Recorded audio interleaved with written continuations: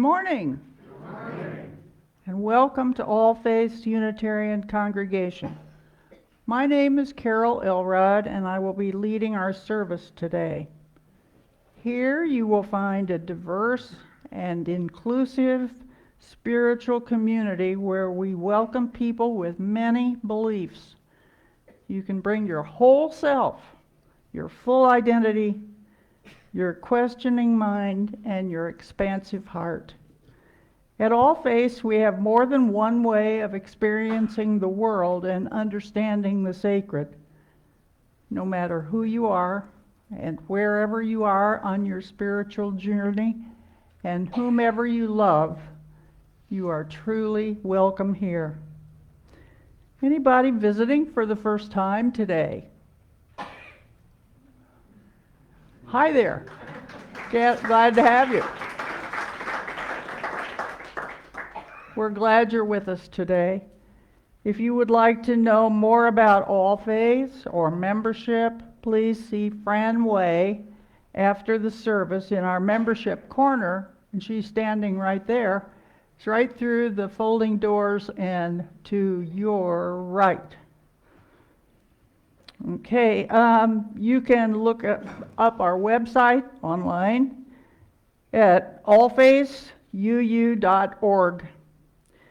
I have some announcements. Today is our mano a mano craft sale to help with the uplift work in the highlands of Bolivia.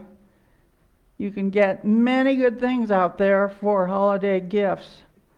And the project has been going on for many years now, started by members of this church congregation. Okay.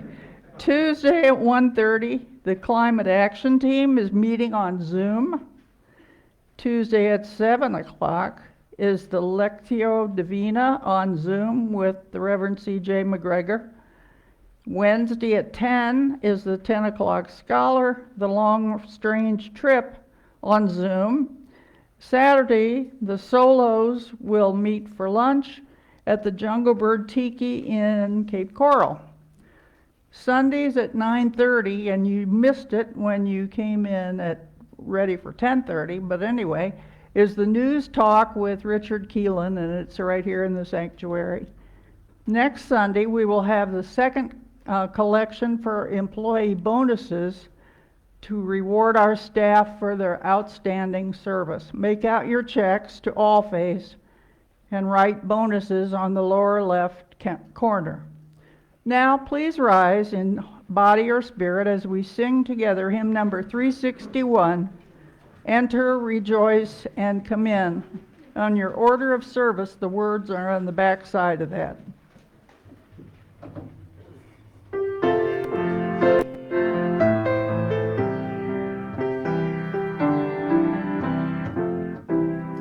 Enter, rejoice, and come in. Enter, rejoice, and come in. Today will be a joyful day. Enter, rejoice, and come in. Open your ears to the song. Open your ears to the song. Today will be a joyful day. Open, rejoice, and come in. Open your hearts, everyone. Open your hearts, everyone. Today will be a joyful day. Enter, rejoice, and come in.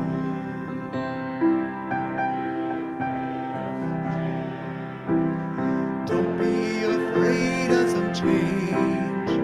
Today will be a joyful day. Enter, rejoice, and come in.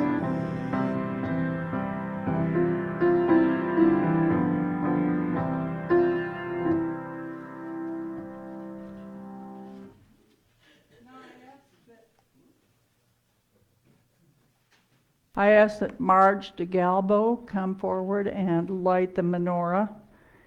And I think we say some words there, and they're in your order of service, right? Okay. And Howard Silverman also. Howard's gonna do the prayer, and I'll do the candles, if that's okay. Okay.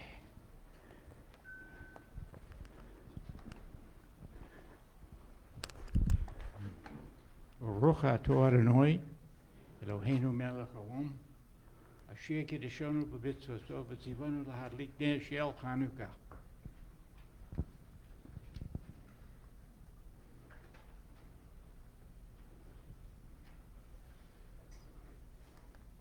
Can I get some help with lighting the candles? Greg, can I do that candle? Okay. The second one here? Thank you, nice job. Thank you.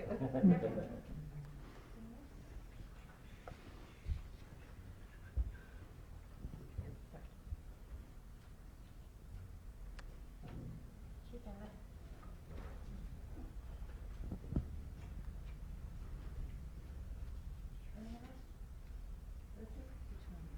Number 4?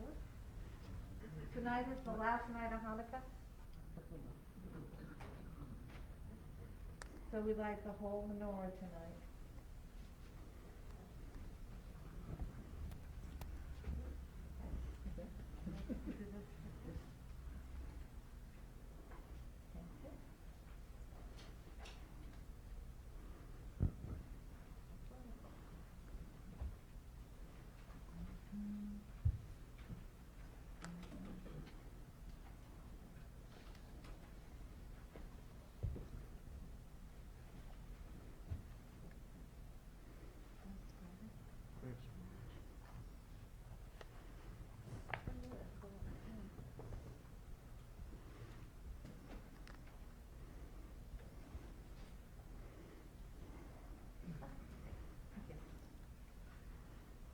Thank you, everybody.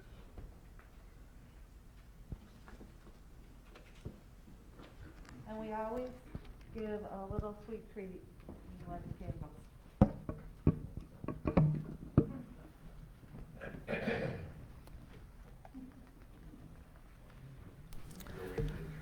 Please join in the words that are printed in your order of service for our chalice lighting. If ever there were a time for a candle in the darkness, this would be it. Using a spark of hope, kindle the flame of love, ignite the light of peace, and feed the flame of justice. I never keep track of the number of candles, but I know it's Hanukkah when latkes are on my desk. Thank you, Marge. And Passover, I get soup. So today is a very special day for us. We are welcoming 13 people into our membership. And so I invite the people that we are welcoming to come forward and form a line as best you can. Brian Bigelow, Vicki Conran, Cynthia Crean, Dan Deschamps and Richard Scudder, Nita Flores, Michelle Gemma, Arlene Hahn, Ariel Hoover and Bob Moore, Jack Kennedy, Tina Noel, and Pam Balzer, sorry.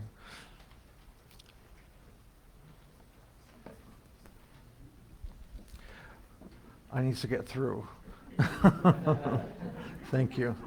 Thank you, Brian. Why don't I come down here?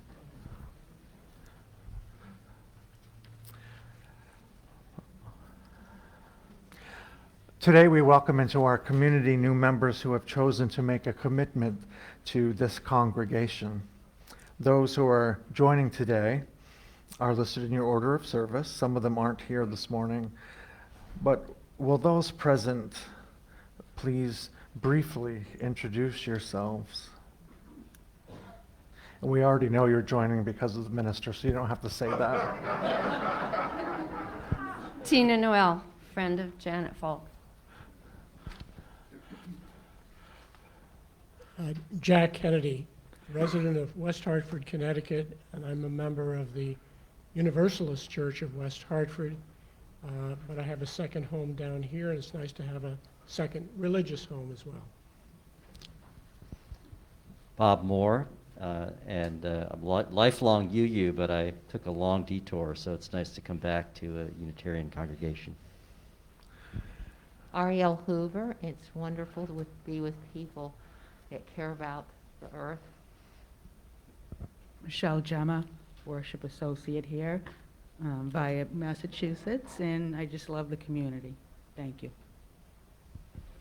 I'm Dick Scudder, and my husband is Dan Deshawn, who's helping, well, he is moving furniture from Memphis, Tennessee. We were members of a UU congregation in Memphis, and we immediately found this place, so we're very happy to be here. Vicki Conran, and I'm just thrilled to be here after coming on and off for 8 years. Thank you, everybody. Cynthia Crean, I came here online, first of all, and then I started coming here, and I know this is where I want to be. Pam Colzer, and I just felt like I found a spiritual home. I'm Brian Bigelow. I'm a retread. I first joined in the early, 2000s when Wayne Robinson was pastor, so I'm coming back. Watch out. We are so glad you can keep that, Fran. We are so glad to have you here with us and that you have chosen this community of fellow seekers to travel with you on your life's journeys. Will you accept our gifts of fellowship, discovery, and service? Will you offer us your unique presence and gifts? Will you add your name to the long history of Unitarian Universalist women and men who spread hope within our living faith? And will you engage with us as we speak or seek to create a community in a world dedicated to love and justice? We will. We enter this faith with hope and possibility in our hearts, pledging to participate in and support the ministries of this church. We covenant to remain true to the spirit of love that flows through this church and guides us. We seek your welcome as we join you in this faith. And now the congregation, please welcome these new members with warmth and comfort of your fellowship with the words printed in your order of service. The bonds of fellowship and love reunite, to cultivate reverence, to promote spiritual growth and ethical commitment, to minister to each other's needs and to those of humanity, to celebrate the sacred moments of life's passage, and to honor the holiness of our community. We welcome you to this community with all our hearts.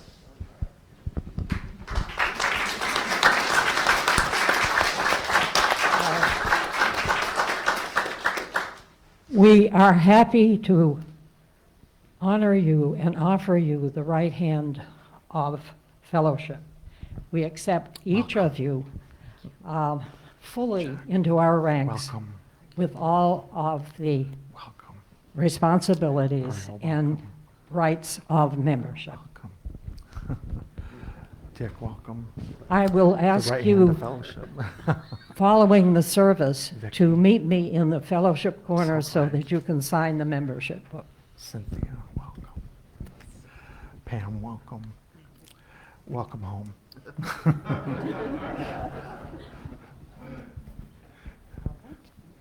You're dismissed.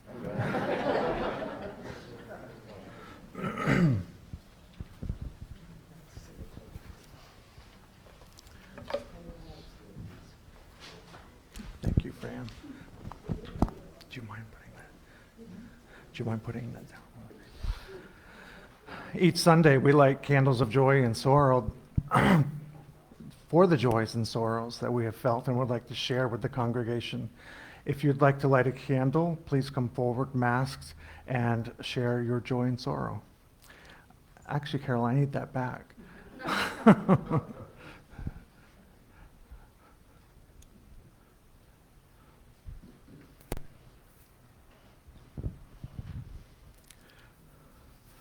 Good morning. I'm Carol Heilsberg. I just wanted to share this with you. Several years ago, I read a little story about Rosa Parks. As you know, she had moved to Detroit, where she spent the last several decades of her life. Well, one day, she was mugged on the street by some high school punks who were quickly rounded up. Now, those kids did not know who Rosa Parks was, but their parents did. And as you might imagine, what they did to those kids was so much worse than anything the authorities could have done. Anyway, today I would just like to light a candle of appreciation for the life and courage of Rosa Parks and for all those who stand up against injustice and oppression. Thank you, Carol.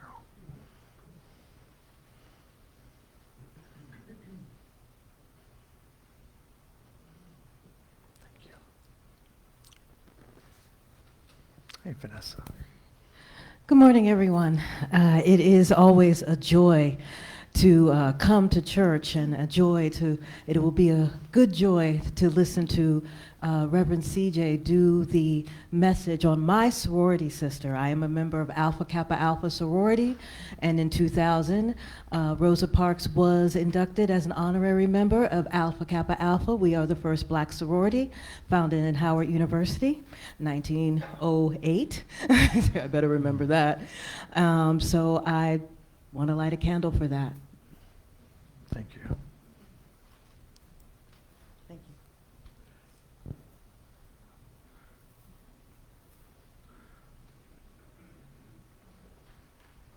Thank you. Welcome home. Good morning. My name's Kendra Maroon, and it's been a long haul to get back here since I had my stroke a year and a half ago. But it's good to see everyone's faces. I might not remember your name because I'm having some memory issues, but it's good to be back, and thank you for all the fellowship and people who's giving me rides since I'm not driving yet. I appreciate it. And to announce that Rosalie and I are going to chair the auction committee. So after Christmas, we'll be pulling your arms and legs for donations and to be on the committee. And Howard, get your voice ready because you might be auctioneer again. So thank you. It's good to see everyone and be back. And my wife, Donna, her mom has pneumonia, and Donna flew out yesterday to take care of her as she came home from the hospital. So if we can keep her mom in our prayers.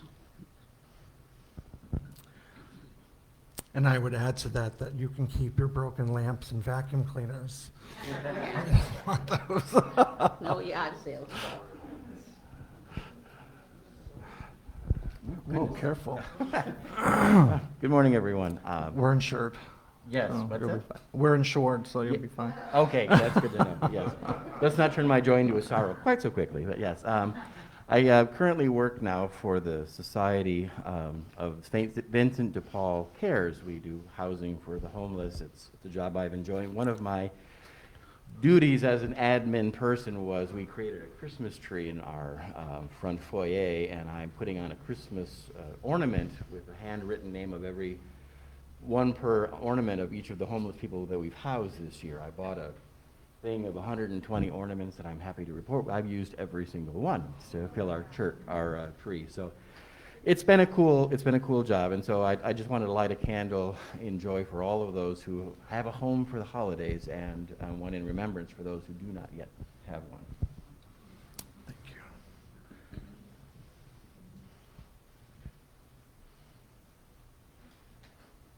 you. I got it.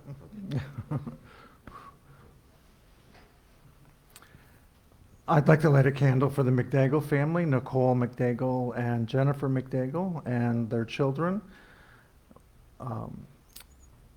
Traveled to a celebration of life service for Nicole's mother, who died earlier in the year. Would anyone like me to bring the microphone to you?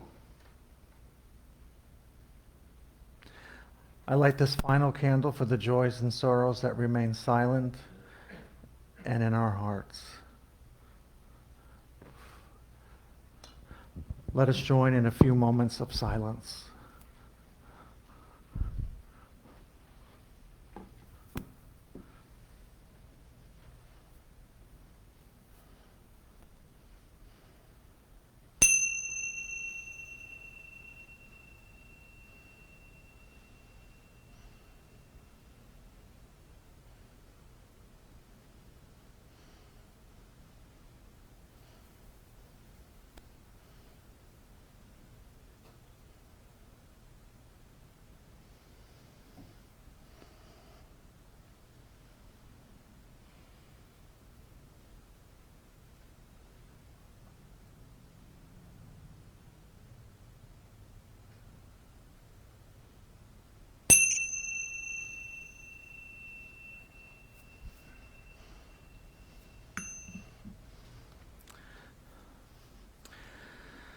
Please remain seated and join in singing hymn number 123, Spirit of Life. The lyrics are on the back of your order of service.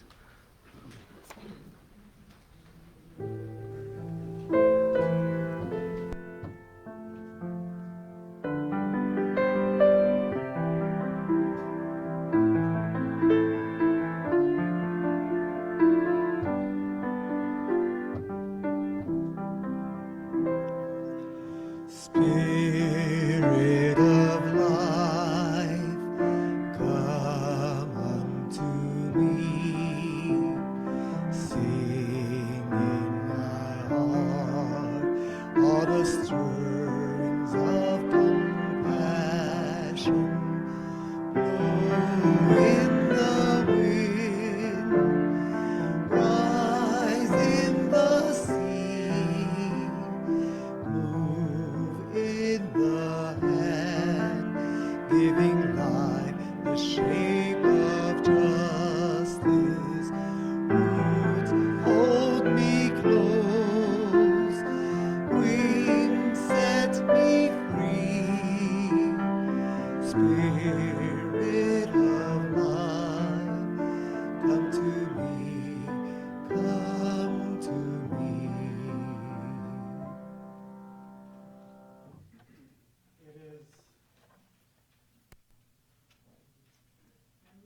Wonder and a mystery that our paths have crossed this morning, that in the immensity of time, in the vastness of space, we coincide here.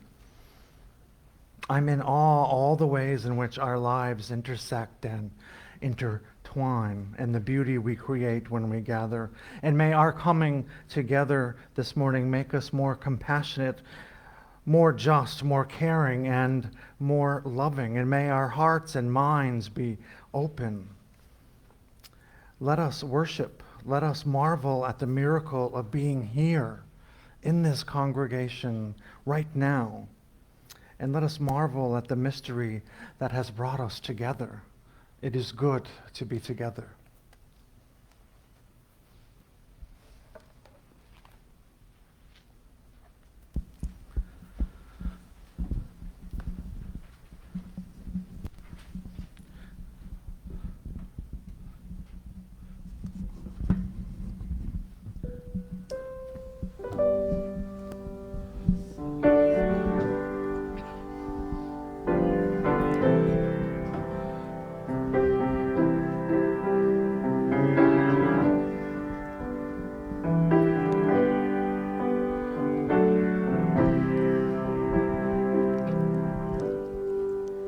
Precious Lord, take my hand, lead me on, and let me stand. I am tired weak and I'm worn through the storms, through the night. Lead me on to the light. Take my hand, precious Lord, and lead me on. When my way grows drear, precious Lord, linger near. When my light is almost gone, hear my cry, hear my call. Hold my hand, lest I fall. Take my hand, precious Lord, and lead me on home.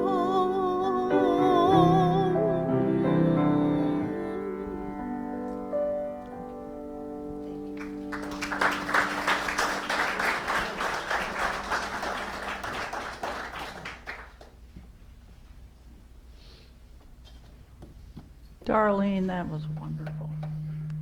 We always love to hear you sing. The reading this morning is called I've Known Rivers by Langston Hughes. I've known rivers. I've known rivers ancient as the world and older than the flow of human blood in human veins. My soul has grown deep like the rivers. I bathed in the Euphrates when dawns were young. I built my hut near the Congo, and it lulled me to sleep. I looked upon the Nile and raised the pyramids about it. I heard the singing of the Mississippi when Abe Lincoln went down to New Orleans. And I've seen its muddy bottom turn all golden in the sunset. I've known rivers, ancient, dusty rivers. My soul has grown deep like the rivers. Please rise in body or spirit as we sing together hymn number 131, Love Will Guide Us. The words are printed on your order of service.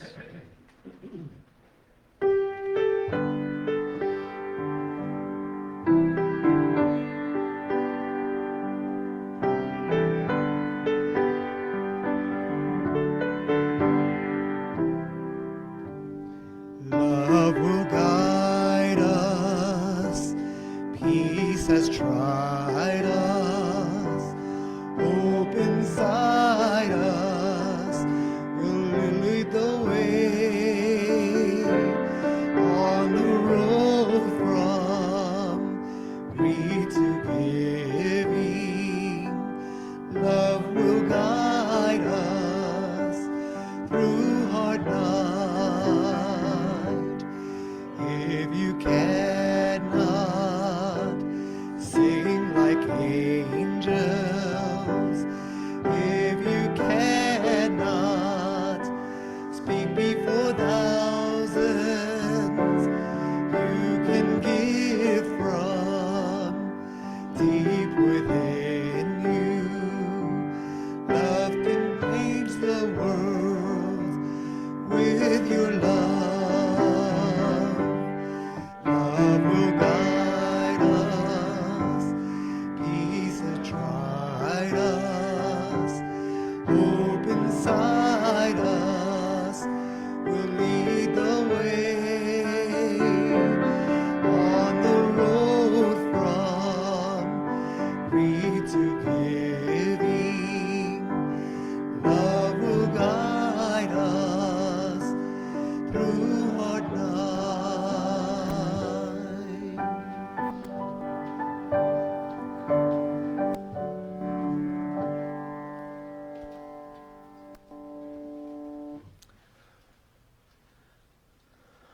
This month, am I on? How's that? That's good.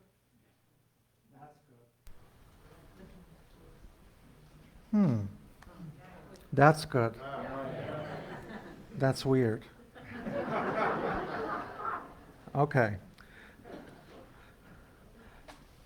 So this month we are celebrating, because celebration is the theme of our messages beginning last week with Hanukkah.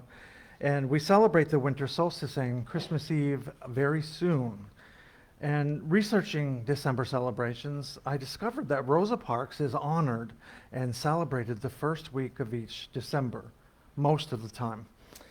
And so we are using our time together this morning not only to honor Rosa Parks, but to be inspired and to answer a call to action. On December 1st, 1955, during a typical evening rush hour in Montgomery, Alabama, a 42-year-old woman took a seat on the bus on her way home from the Montgomery Fair department store where she worked as a seamstress. And before she reached her destination, she quietly set off a social revolution when the bus driver instructed her to move back, and she refused. Rosa Parks, an African American, was arrested that day for violating a city law requiring racial segregation of public buses. And on the city buses of Montgomery, Alabama, the first 10 seats were permanently reserved for white passengers. And the diagram shows that Mrs. Parks was seated in the first row behind those 10 seats. And when the bus became crowded, the bus driver instructed Mrs. Parks and the other 3 passengers seated in the row, all African Americans, to vacate their seats for white passengers that were boarding. And eventually 3 of the passengers moved while Mrs. Parks, she remained seated, arguing that she was not in a seat reserved for whites. And the driver believed he had the discretion to move the line separating black and white passengers. And the law was actually somewhat murky on that point. But when Mrs. Parks defied his order, he called the police. Officers came and they arrested her. In police custody, Mrs. Parks was booked, fingerprinted, and briefly incarcerated. And the police report shows that she was charged with refusing to obey orders of a bus driver and for openly challenging the racial laws of her city. She remained at great physical risk while held by the police, and her family was terrified for her. When she called home, it said that she spoke to her mother, whose first question was, "Did they beat you?" And Mrs. Parks was not the first person to be prosecuted for violating the segregation laws on the city buses in Montgomery. She was, however, a woman of unchallenged character who was held in high esteem by all those who knew her. And at the time of her arrest, Mrs. Parks was an active member of the NAACP, and her arrest became a rallying point around which the African American community organized a bus boycott in protest of the discrimination they had endured for years. And Martin Luther King Jr., the 26-year-old minister of the Dexter Avenue Baptist Church, emerged as a leader during the well-coordinated peaceful boycott that lasted 381 days, and captured the world's attention. It was during the boycott that Reverend Martin Luther King Jr. first achieved national fame as the public became acquainted with his powerful oratory. And after Mrs. Parks was convicted under city law, her lawyer, he may have been loyal, her lawyer filed a notice of appeal. And while her appeal was tied up in the state courts of appeals, a panel of 3 judges in the United States District Court made a decision. They ruled in another case that racial segregation of public buses was unconstitutional. In that case, called Browder versus Gale, was decided on June 4th, 1956. And as I said, the ruling was made by 3 judges, a panel that included Frank Johnson Jr. and upheld by the United States Supreme Court on November 13th, 1956. But for a quiet act of defiance that resonated throughout the world, Rosa Parks is known and revered as the mother of the civil rights movement. I've often wondered about Rosa Parks' decision, her act of courage. Why didn't she move to another seat? Why did she risk her safety? What was her defiance telling us? And in her autobiography, Rosa Parks says she declared her defiance was an intentional act, and she said, "I was not tired physically or more tired than I usually was at the end of a working day. I was not old, although some people have an image of me as being old then. I was 42, she says. No, the only tired I was tired of giving in. Tired of giving in." I visited family and some friends for the holidays, and an acquaintance told me that she was tired of all the race stuff, like watching Everything You Have to Say. You can't say what you want online. Black Lives Matters, and on and on. Now, naturally, I had to respond. And I told her, imagine being black in America. And because you're white, you'll never know what it's like to be black in America. Perhaps we can't even imagine. And I also told her that her race stuff is easy. All you have to do is talk about and treat others as fellow human beings. That's it. Not very, very difficult work, but intentional work. And I also told her a lot of other stuff. And she will likely choose to never see or talk to me again. And I'm all right with that. But I left that conversation with questioning my response. All you have to do is treat people as human beings. Is our only duty as allies, as a congregation, as individuals, to simply treat others as fellow human beings, or is there something more we should be doing? Thinking of Rosa Parks' intentional work, I wondered what our congregation is doing in the racial equity arena. Someone saying, "I'm not racist," doesn't help the problem. Simply saying, "I'm not doing that," does not save somebody's life. It's like witnessing someone getting jumped and saying, "Hey, I didn't jump them," but you also just stood there while he or she got jumped. And being an anti-racist, so we're going from "I'm not racist" to being anti-racist. Being an anti-racist is getting involved and saying, break it up, stop this. And I wonder if we talk about not being racist too much and could do far more in being anti-racist. Just saying that we are not racist isn't enough. It isn't enough. When most people think of racism, they think of, let's say what happened to George Floyd, or they think of the KKK, or they think of slavery. And when that is your perception, it's very easy to say, well, I would never do that. That's passive. That's being anti-racist. I would never do such an awful thing. But really, it's more nuanced than that.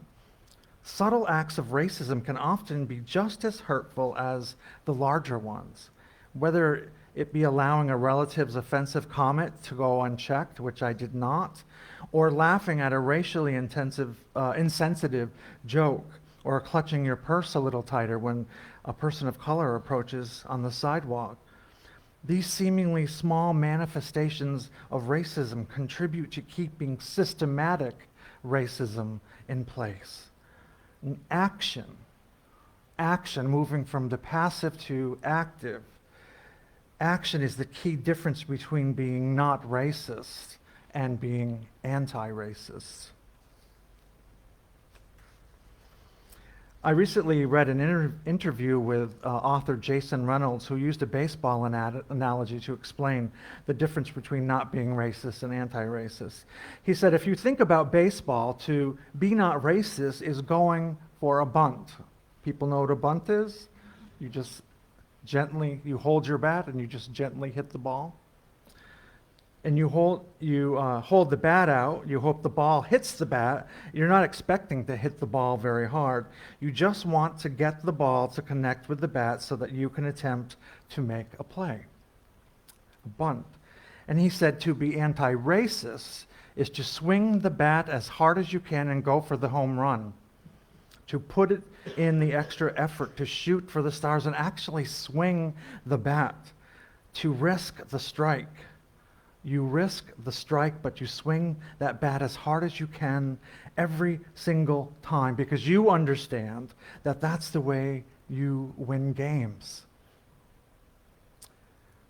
Risking the strike, so to speak, is an important distinction because one can be not racist quietly.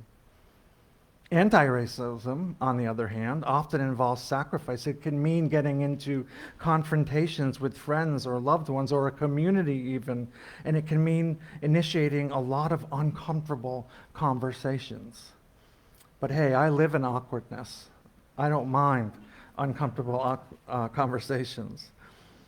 And as a congregation, what is our team strategy? Are we satisfied with bunting, or do we want to swing the bat as hard as we can and to go for a home run? As uncomfortable as this may sound and be to hear, it is my assessment that we are bunting. We are bunting. We are not racist. We're good people, and that's a good start. But it's not enough. Our goal is to be anti-racist. That requires some action beyond marching in a parade in January and sending a few dollars to a community-based program. That is not enough. Let us leave the passivity of not being racist and do the work and sacrifice of becoming anti-racist. It's time to radically change our congregation's team strategy. And I'm looking for someone who is willing to co-lead our racial equity team, someone who can move us from being not racist to anti-racist, a heretic, a radical. I wonder if that's you. Someone to support my ministry in teaching us to stop saying, I'm not racist, and bring us to action. The action of anti-racism. And we need to avoid lip service initiatives and change our thinking from black suffering to white inaction. It is not a problem of people of color. The problem is white inaction. And the question we ask ourselves isn't how do we save the black community? The question of the moment is how do we bring white supremacy to a screeching halt? And the difference between being non-racist and anti-racist parallels the differences between activity and passivity. To be non-racist is to be passive in issues of social justice. It is to believe in the humanity of your neighbors of color, but to take no steps in achieving equality. And to be anti-racist takes it a step further and requires some proactivity. It suggests that you are willing to do the work to destroy the structures that marginalize black people, people of color, even if it means going out of your way to have tough conversations and dismantle the oppressive systems and feel really uncomfortable along the way. And as things stand today, non-racism equates to complicity in these systems. To be anti-racist, that means that you understand that a threat to the freedom of one is a threat to the freedom of all. Passive non-racism, otherwise known as I'm not racist, has no place in a progressive congregation such as ours, no place in a society that benefits us all, not just those who are white, able-bodied, cisgendered, and heterosexual. Injustice for one is an injustice for all. Injustice for one of us is injustice for all of us. It is our responsibility as Unitarian Universalists to fight back against unjust systems. This is not negotiable. As a Unitarian Universalist, it is our responsibility to fight back against unjust systems. And like I said before, activism starts within the self and moves outward into the world. And there is a great deal of unlearning that must occur, specifically unlearning the inherent biases that we have obtained from living within oppressive systems. And that's okay. Don't feel guilty about that. Identify them, work through them. And on the bright side, after we've done the work of being receptive to the words of others and unlearning our personal biases, we only have one tiny item remaining on our to-do list: change the world. The process of changing the world might seem overwhelming, but the real focus is much narrower than it seems. We hope to accomplish through active anti-racism. And it is a truly equitable world that works for all people socially, economically, and psychologically. Transitioning to a community, a congregation that is anti-racist and radically inclusive is going to require all of us. We need to adopt a marathon mindset. This isn't going to happen tomorrow. But racism is so deeply ingrained in our society that it will take all of us working from the self outward to topple white supremacy. And so let us here at All Faiths take courage. Let us be tired of giving in. Let us heed this call to action and truly live as we are called to live as Unitarian Universalists. Let us make the transition to "I'm not racist" to anti-racism. May it be so.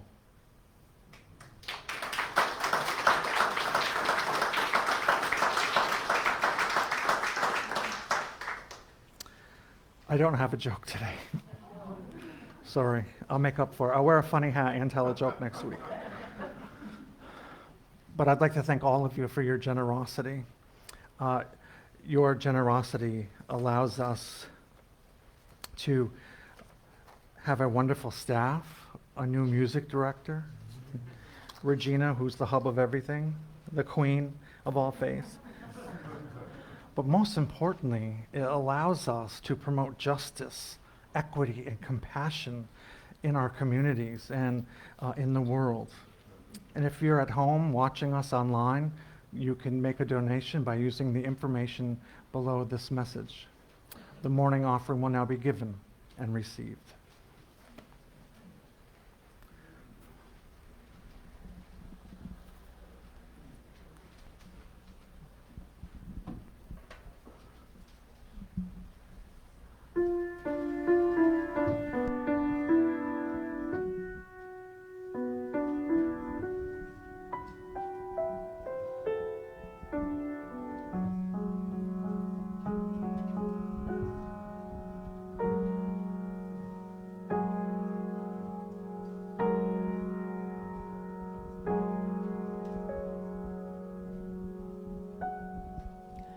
Summertime,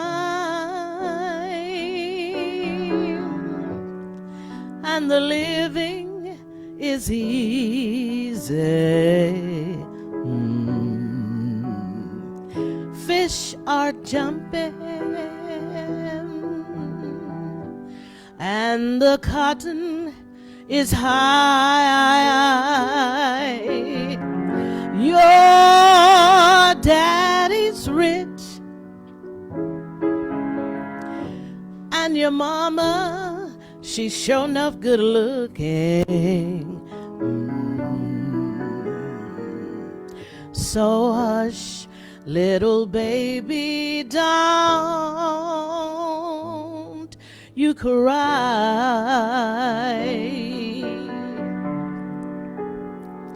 One of these mornings you're gonna rise up a singing. Ooh, you'll spread your wings up to the sky.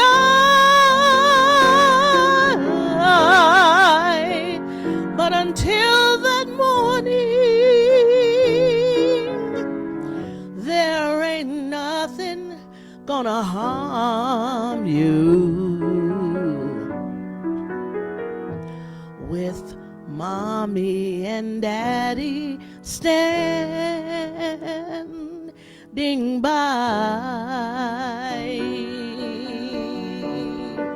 Oh, summertime, and the living is easy.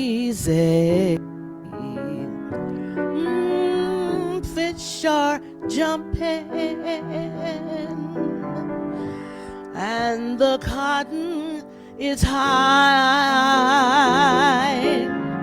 Your daddy's rich, and your mama's good looking, yeah. So hush, little bitty baby, don't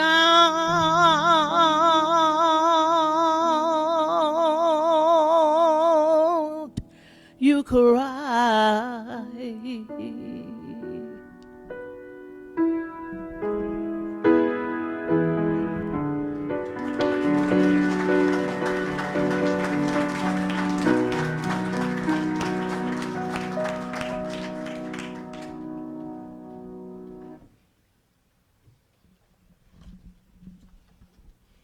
Thank you, darling.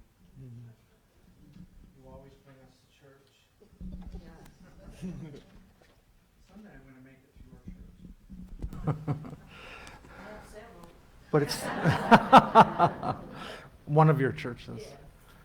I'm just looking for the closing words. Oh, here they are.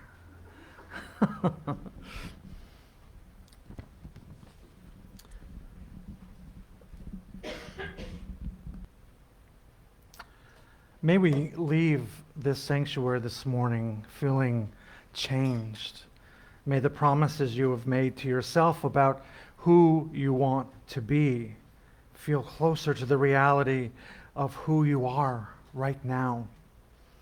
And may you share that feeling of transformation wherever you go. And may it spread into every word, deed, thought, and interaction until we are all changed, transformed, and transforming together, becoming our better selves. Blessed be.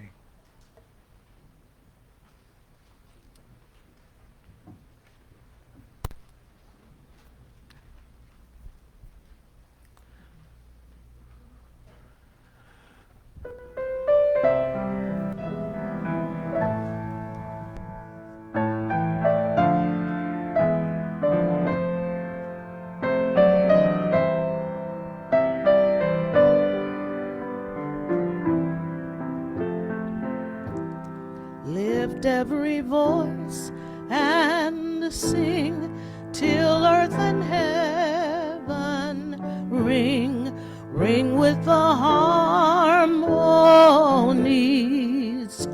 of liberty. Let our rejoicing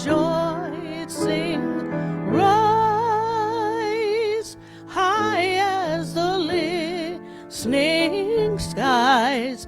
Let it resound loud as the rolling sea. Sing a song full of the faith that the dark past has taught us. Sing a song full of the hope that the present has brought us. Facing the rising sun of our new day begun. Let us march on till victory is one. Stony the road we trod, bitter the chastening rod, felt in the days when hope unborn had died, yet with a steady beat have not our weary feet come to the place for which our fathers sighed. We have come over the way that with tears have been watered. We have come treading our path through the blood of the slaughtered,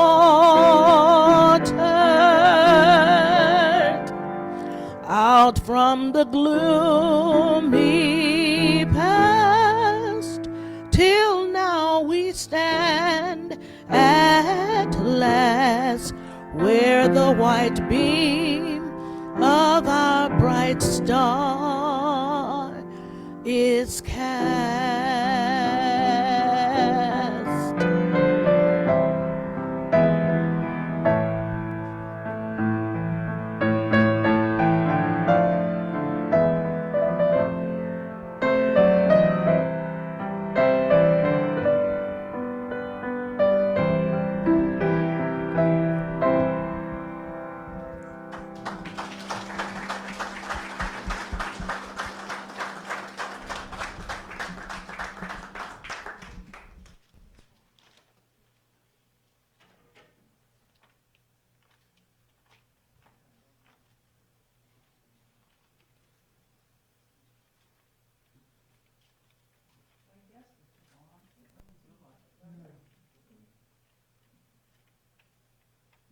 Should be? Yeah. Okay. We thank Rev CJ McGregor for his inspiring message today, as always, right?